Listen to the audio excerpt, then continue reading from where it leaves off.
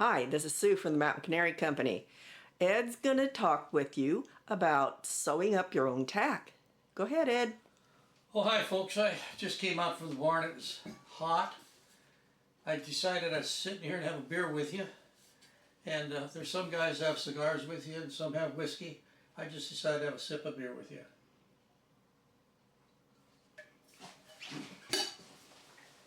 Okay. As many of you already know,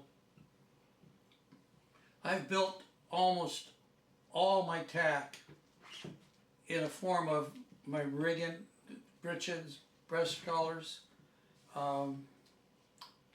latigos, and I've been building them for like, I don't know, 25, 26, 27 years or so. How I got started in, I was just getting started in this, and I took a look. I needed more. Did an inventory. Says I need more pack saddles.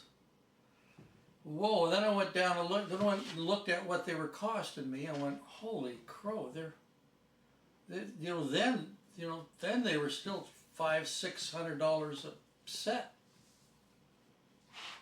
and they were all heavy leather, or they were leather. Some were less quality than others. So I decided I'd make my own. And I looked at that very carefully and realized that for me to do that, I was going to have to buy at least a couple cows. And that meant stripping the leather out to make straps.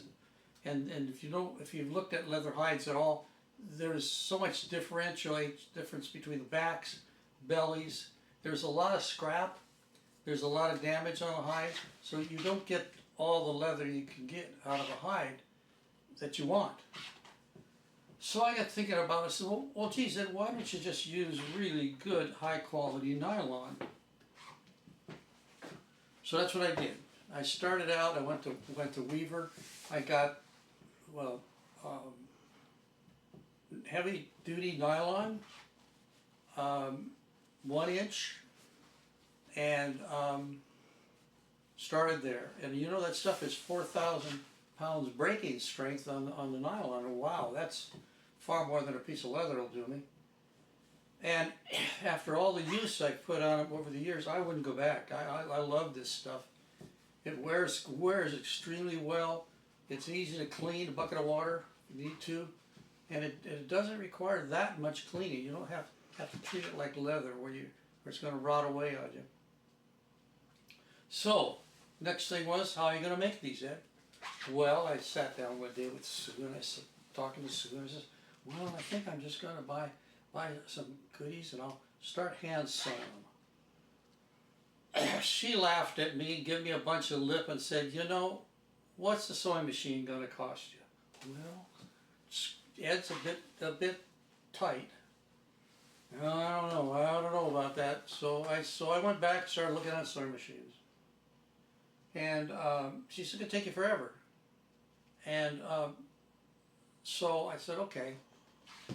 When the wife lets you spend money, you don't argue too bad. So I went and started researching, and I researched all over the place. The first thing I learned is I didn't know a damn thing. I didn't know nothing, because they're a whole different world. So I got looking at the simplest setup I could figure out. And that was a Tippmann Boss hand stitcher. And so I bought one. Now, Tippmann will tell you that it doesn't like to eat nylon. It doesn't like to work with nylon. Well, they weren't lying to you. Nylon's a tough material to run through them. But I ran several miles of that stuff through them. I learned how to sew it. It took me time, but learned how to get to it. It's a very simple machine. It's very little to break on it. And if you do, they're an American firm, and they were right up front ready to help me with anything. Phone call away. They were ready. They knew the machine. They were ready to help me, a dummy to fix through it. In the process, I had looked at other machines, and the first thing I noticed with those other machines was, man, they sew fast. Whoa, I could see me sewed to a piece of nylon webbing, my thumb, and kind of klutzy, my thumb, and saying to Sue, "Hey Sue, would you come over here please and help get my thumb out of this damn thing?" So that was a little bit concerned. I didn't know enough about sewing to keep my hands out of the darn thing. So one stitch at a time, I could rate myself. So I used that for, oh my goodness gracious, until I bought this one here. And that was probably, I don't know, 25, 26 years. I built a lot of breeches and breast collars.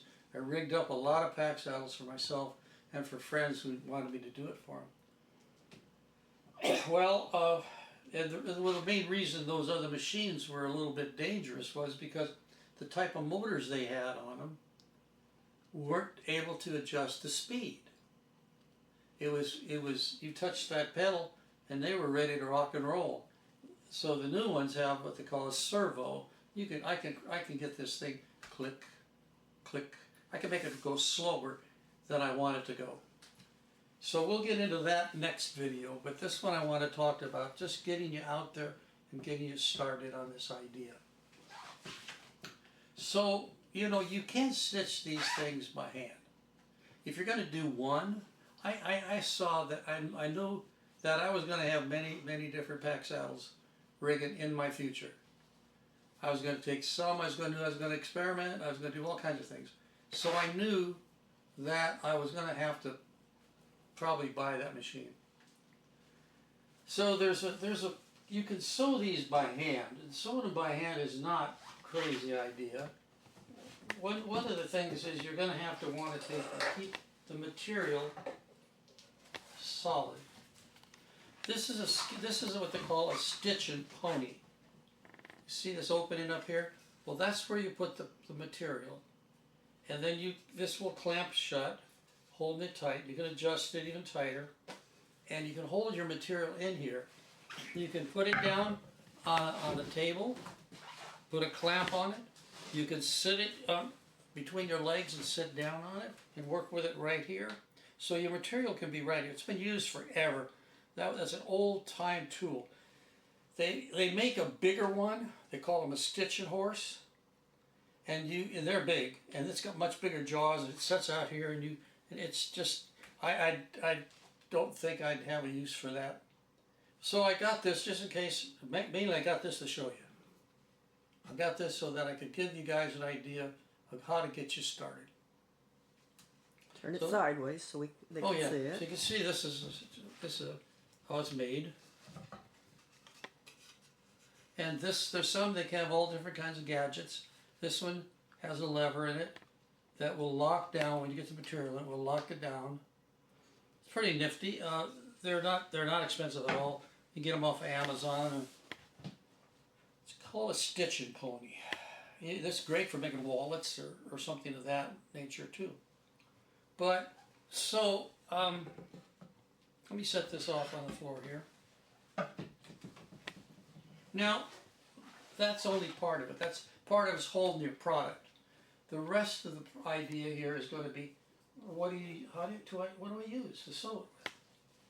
Well, one of the things I like a lot is what you get called artificial sinew. Now this is a ball of artificial sinew, and this one is thin. This is relatively thin. They get thicker ones. I kind of like the thicker ones a little better. But because you can split, you can take the thread and actually split it. These are pre-waxed,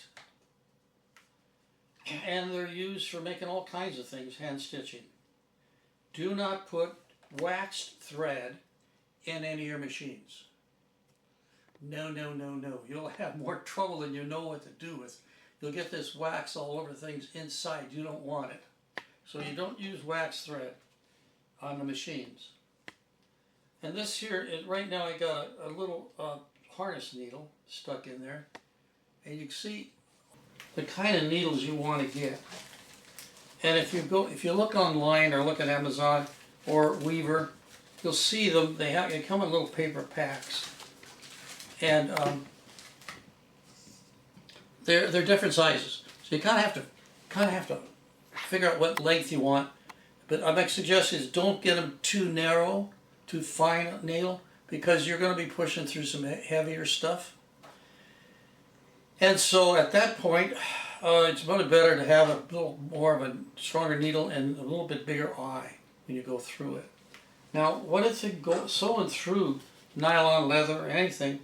One of the best things you can have in your kit of tools is beeswax. Now, this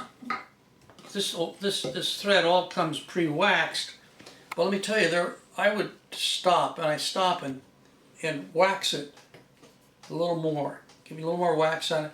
It's a lubricant. It'll help preserve help go through the material, and it works really good. You can actually take this artificial sinew and roll it on your leg to make it tight. So there's a lot of things you can do with this. It's a very fascinating.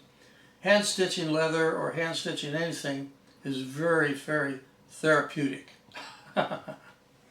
You'll change your drinking of beer to whiskey. This is another type of wax thread. It's actually twisted thread.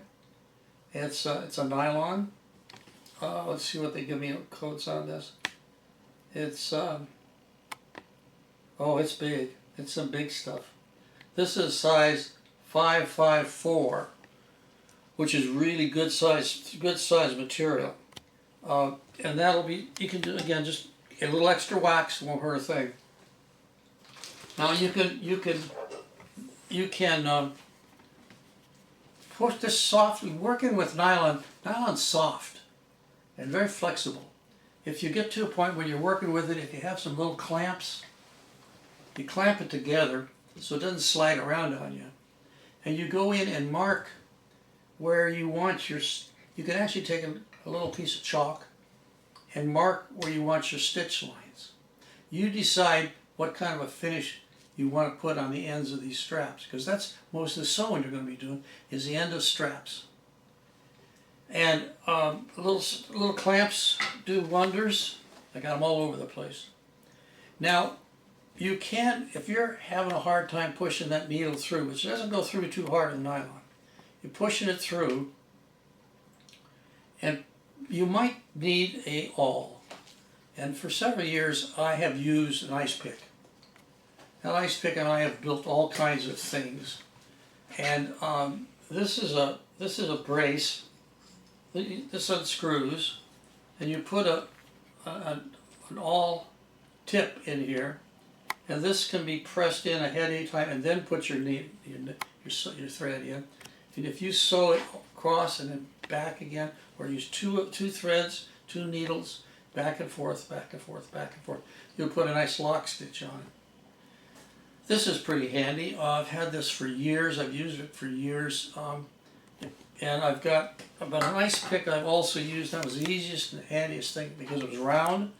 It was already had the blade hooked in, and I still use it when I'm doing saddle work or I'm putting screws into a saddle where I got to drive it, got to go in and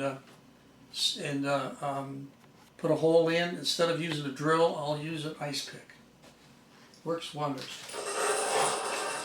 Now, this is a gadget here, which is called a speedy stitcher. And this has got a ball of wax thread in it, in the back. It goes in here. There's a hole in here. It comes out the hole, goes around here, goes back down in this hole, it comes out one of these other ones, and then goes to the needle. I looked all over before I started doing this. I'll be darned if I could find the needle kit that goes through this. Probably, I'll get done with this and I'll find it. And this is how they come when you buy them in the kit. Well, here's a screwdriver, and a lot of times the needles will be in the handle. Now what you do with these is you push this through your nylon, and so you stretch out enough that you got twice as much thread as you need. You push this through the nylon, and as you pull it back, it starts to make a loop. And you push this end through it, pull it back. Now you've got your stitch. You just go this back and forth the same way. The thing is, the tricky part here is to get a nice uniform stitch. They tend to be either too long or too short. You're going to have to play around with it. Now, this stuff is pretty darn tough. It's pretty hard to break. So if you get your stitches off a little bit, they look a little wonky, well, that's called R&D. But you'll probably still hold together on you.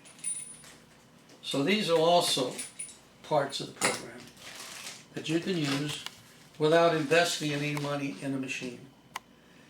You could build, we're getting the webbing, it's sitting down with a beer or 2 or 3 or 4 and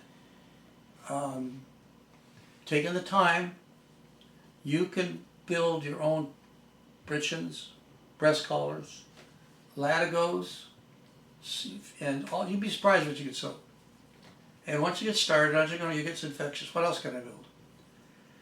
So that's what I wanted to talk to you about today.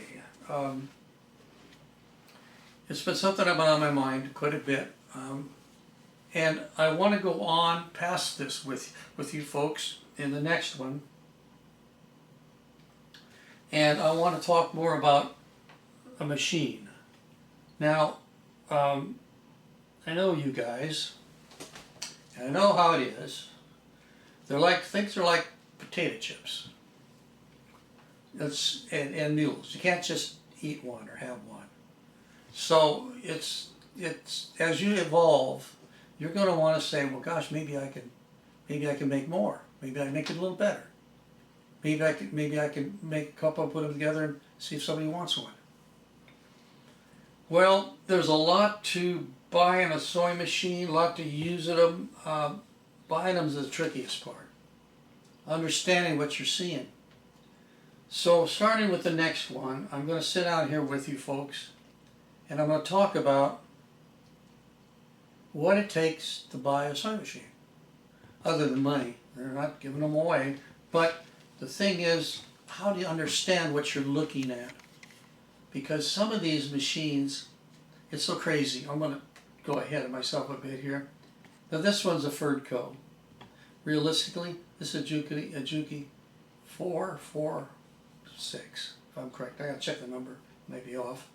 But what that's mean? Well, you'll learn. There's these. If you look at this machine, and then look at several of the other machines on the market, many of them look exactly identical. Different color, different name, but identical machine.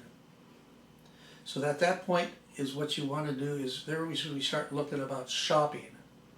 Once you figure out what machine you need, and that's the tricky part. The other thing is what machine you're going to need. Do you need a machine this big that'll show through almost an inch of material? Or can you get by with something a little lighter that could do other things, like so thinner material? So we'll visit with you again next time. And I hope this is interesting too. It's a little different than what I've been doing, but something I've been wanting to talk about because it's been a big part of my packing adventures, has been building the stuff I used. So I thank you folks very much for coming by and visiting with me. I want you to take and do a couple things. I want you to ride as safely as you can. But please get out there as often as you can. Because I want more trails open. And I want you folks back here again next time. Thank you very much and have a good time. See you. Bye-bye.